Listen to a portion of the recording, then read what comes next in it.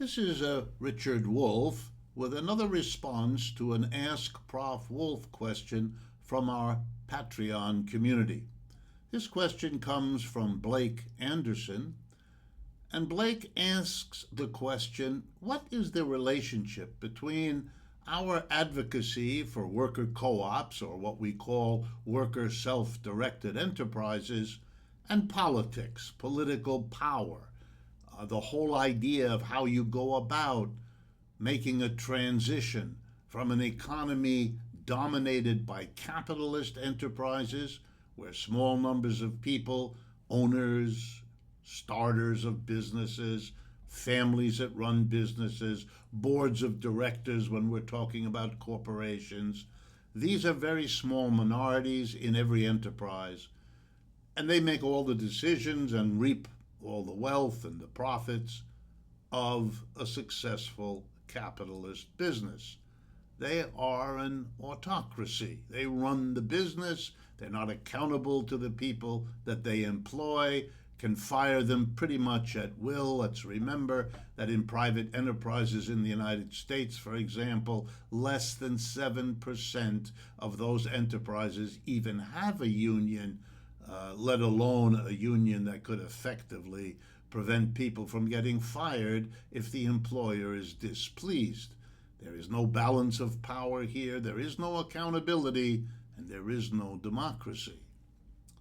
But what is the relationship between the alternative, a democratic workplace, a worker co-op, one person, one vote, where everybody has an equal say in all those basic decisions that are now made by those tiny minorities, the owners, the boards of directors, and so on?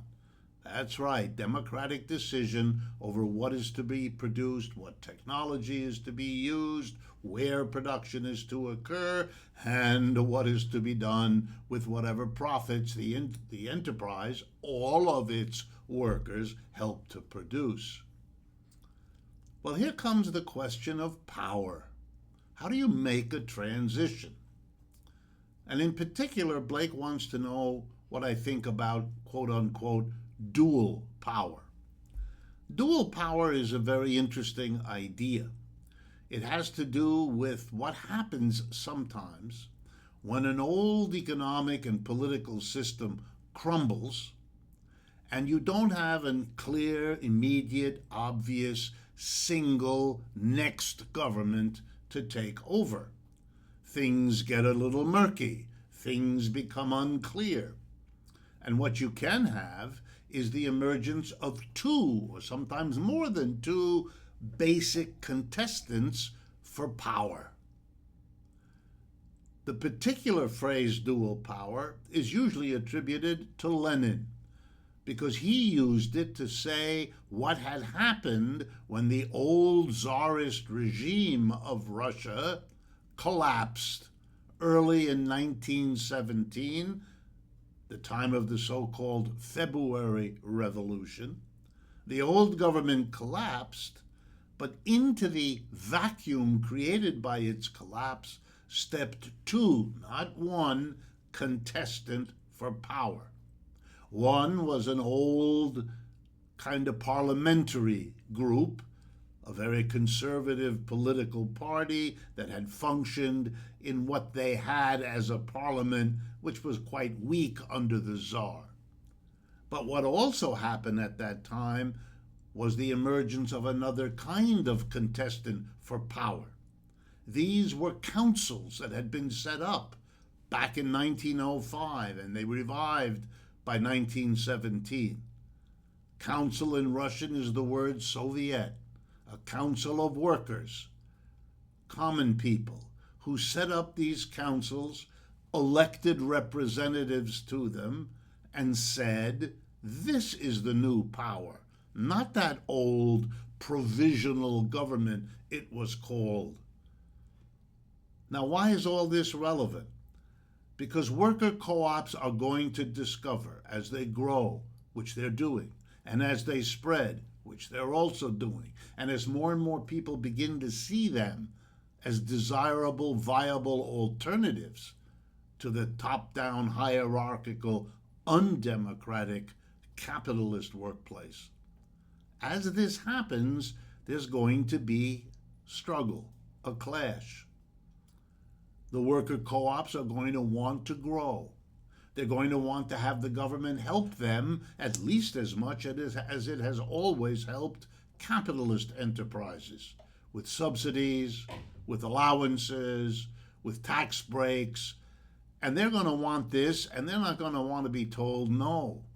And they're going to want it as much as the capitalists now want and get it.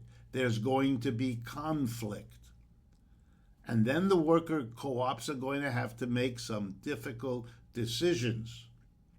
Are they going to do all of this under the timetable of a capitalism that's fading away? That might be very dangerous. Are they going to set up their own political party, a party of, by, and for worker co-ops to contest against the two-party system in this country when both of those two, Republicans and Democrats, are clearly pro-capitalist? We know that because they tell us that.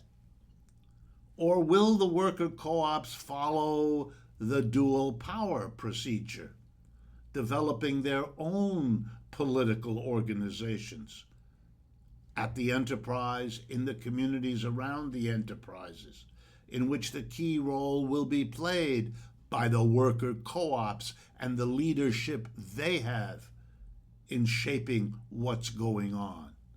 Yeah, you might have a, similar to the Lenin-Russian situation, a dual power struggle to develop.